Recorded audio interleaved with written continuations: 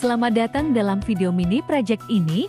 Kita akan membahas bagaimana PT Sahat Electronics Indonesia mengelola biaya produksi melalui sistem pengendalian biaya untuk menjaga profitabilitas di tengah tekanan biaya industri elektronik yang semakin kompleks. Terdapat latar belakang yang mendukung dalam pembahasan kita kali ini, yaitu industri elektronik yang sangat bergantung pada bahan baku impor dan energi.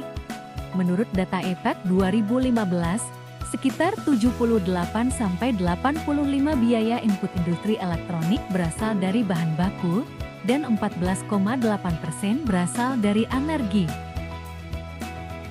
PT Sharp Electronics Indonesia SAET mengalokasikan investasi Rp582 miliar untuk pembangunan pabrik AC di Karawang pada 2022.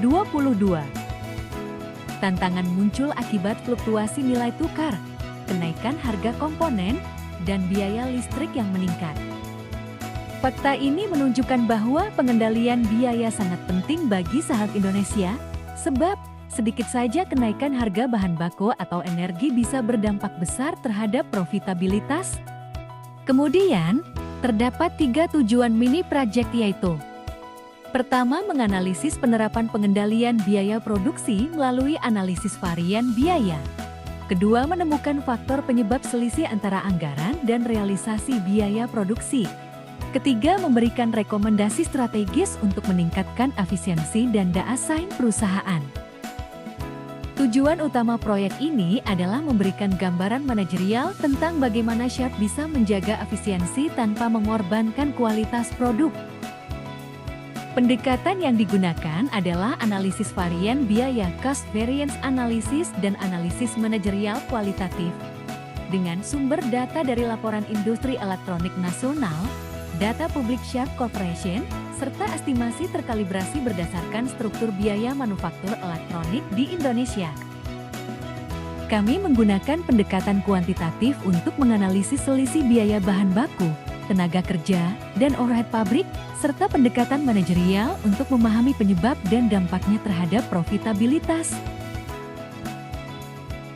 Berdasarkan perhitungan yang disesuaikan dengan proporsi industri elektronik nasional, total biaya produksi Sharp pada 2024 meningkat sekitar 6,44% dibanding anggaran. Peningkatan terbesar terjadi pada biaya bahan baku dan overhead pabrik. Terdapat hasil temuan dan insight, yaitu: bahan baku langsung plus 10%. Kenaikan harga komponen impor akibat pelemahan nilai tukar rupiah.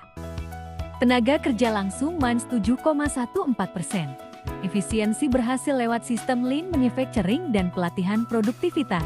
Overhead pabrik 8,64%. Lonjakan konsumsi listrik dan biaya maintenance. Meskipun efisiensi tenaga kerja berhasil, kenaikan bahan baku dan energi justru mengimbangi keuntungan tersebut.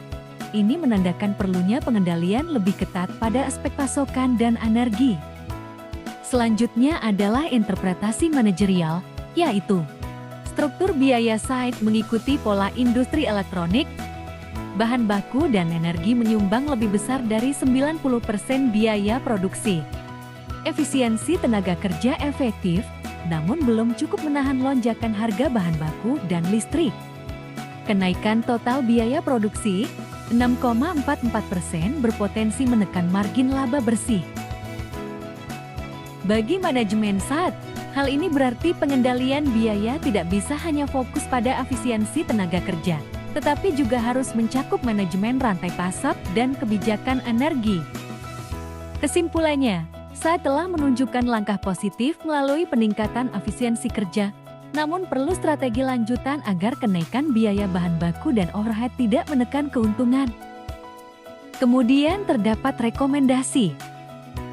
Pertama, integrasi sistem monitoring biaya real time dengan ERP. Kedua, kontrak pengadaan bahan baku jangka panjang untuk melindungi harga dari fluktuasi global.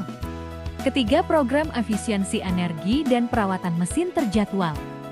Keempat, evaluasi harga jual dan strategi produk bernilai tambah. Kelima, penerapan activity-based costing (ABC) untuk menghilangkan aktivitas non-value added. Jika strategi ini dijalankan secara konsisten, Sharp Indonesia dapat menurunkan biaya produksi hingga 4–6 dalam 2 tahun ke depan, tanpa mengurangi kualitas dan daya saing produk. Demikian analisis pengendalian biaya produksi pada PT Sharp Electronics Indonesia.